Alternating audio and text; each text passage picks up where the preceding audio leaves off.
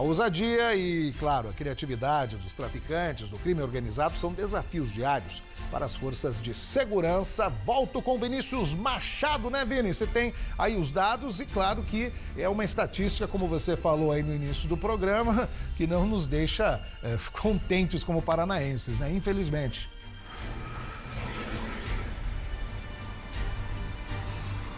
Exatamente, Romeu. Olá novamente para você e a todos. A gente vai tentar quantificar um pouco disso para você de casa ter uma noção do que representa esse pouco mais de 1/3 de drogas apreendidas. Segundo o Anuário de Segurança Pública aqui da Secretaria do Ministério da Justiça e Segurança Pública do Governo Federal, foram apreendidos no ano de 2024 2 milhões de toneladas, ou seja,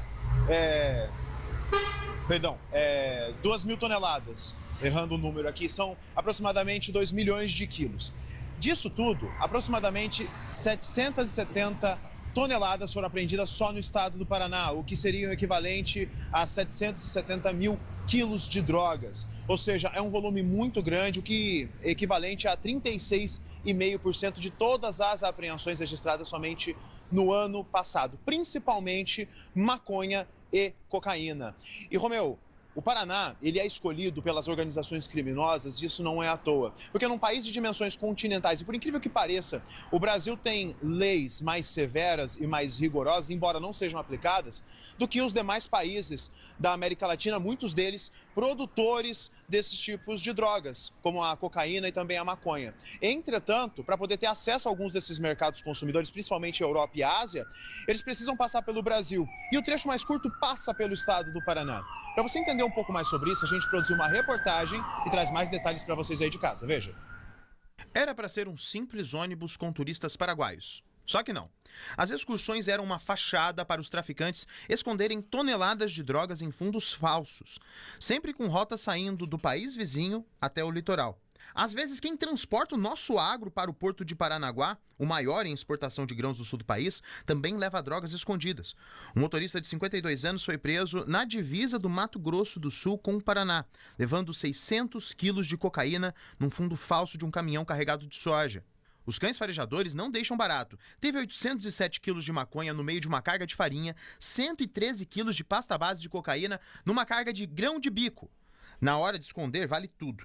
Olha essa carga de 90 mil comprimidos de êxtase e LSD apreendidos dentro de um banquinho escondido no porta-malas de um carro.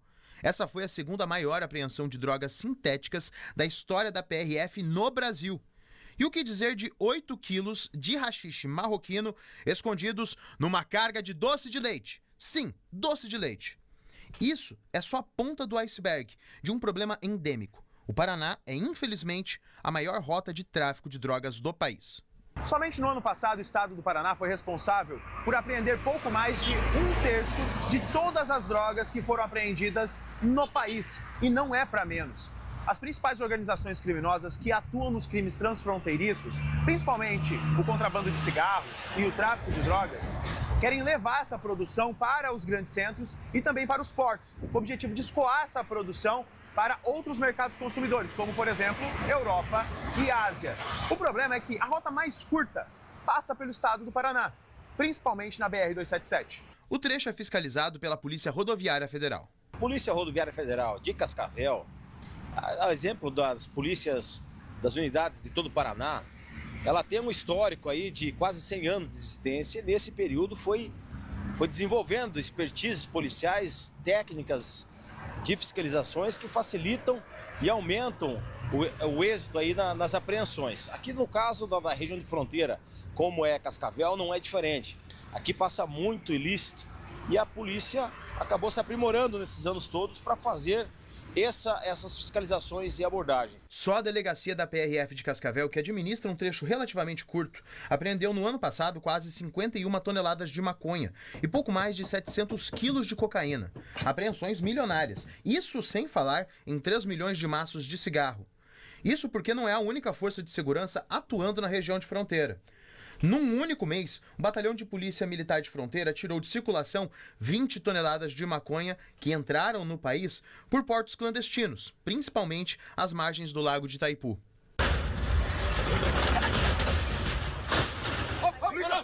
Polícia! O crime organizado atua bastante na região. E para levar criminosos à justiça, as forças de segurança precisam atuar em conjunto. Só na Operação Hidra, 29 criminosos foram presos num esquema milionário de tráfico de drogas.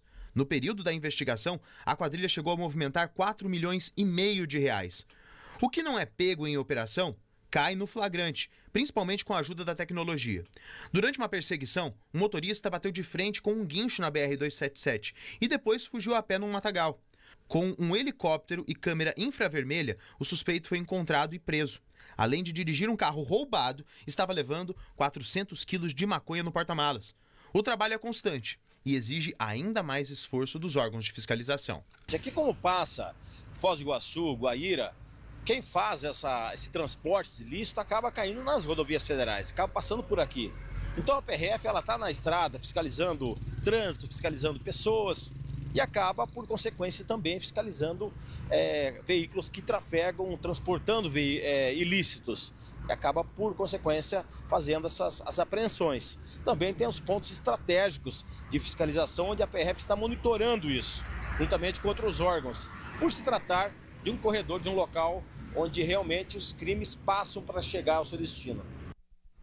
O combate a crime é necessário e principalmente em situações como essas que levam em consideração controle de território e até mesmo crimes violentos que prejudicam não só pequenas cidades do interior que servem de rota para o tráfico, mas também a criminalidade nesses grandes centros.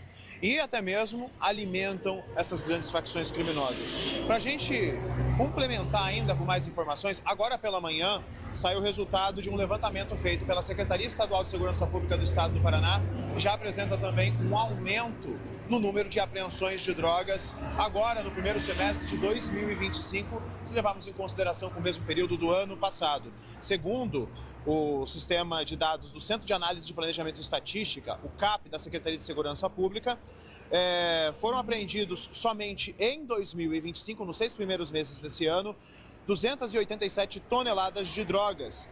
É um aumento de 27,5% se levarmos em consideração o mesmo período de 2024, quando na ocasião foram 225 toneladas de drogas. Se levarmos em consideração o ano de 2018, nos 6 primeiros meses de 2018 comparado com agora, 2025, o aumento foi de 532%. Isso porque naquela época, naquele ano, nos 6 primeiros meses de 2018, foram 45 toneladas e meia, apreendidas em ações de fiscalização. O que faz a gente pensar, Romeu, primeiro, em duas circunstâncias. A primeira é que as ações das forças de segurança estão mais efetivas. Polícia mais equipada, trabalhando mais integrada, com mais inteligência e conseguindo chegar até os grupos criminosos. O que também traz um outro alerta, porque é o seguinte: durante muito tempo, muita coisa pode não ter sido pega durante essas fiscalizações. E esses grupos criminosos podem ter movimentado muito mais drogas, cigarros e até mesmo armas ao longo de todo esse tempo, inclusive passando pelo território paranaense. Fiscalizar tudo isso e combater de forma dura essas organizações criminosas que atuam não só no Paraná, mas também em toda a margem de fronteira, é fundamental não só para a segurança dos paranaenses, mas também para a soberania do país. E isso precisa ser política de Estado, com firmeza e com dureza. Voltamos ao estúdio. E o cidadão fazendo a sua parte, né? Parabéns pela reportagem, viu, Vini? Eu acho que ficou muito bem explícita a quantidade de droga que passa, principalmente aqui pela nossa região, e chega até o Paraná e chega até outros países. Aí você vai perguntar, mas como assim? Mas é avião, nos portos, né? Se passa é porque tem alguma coisa que, né, de tempos em tempos a gente observa aí que cai a casa também para pessoas que são aliciadas financeiramente para facilitar essa logística internacional. Valeu, Vini. Parabéns mais uma vez aí pela reportagem. Aquilo que o Vini falou eu ia comentar aqui.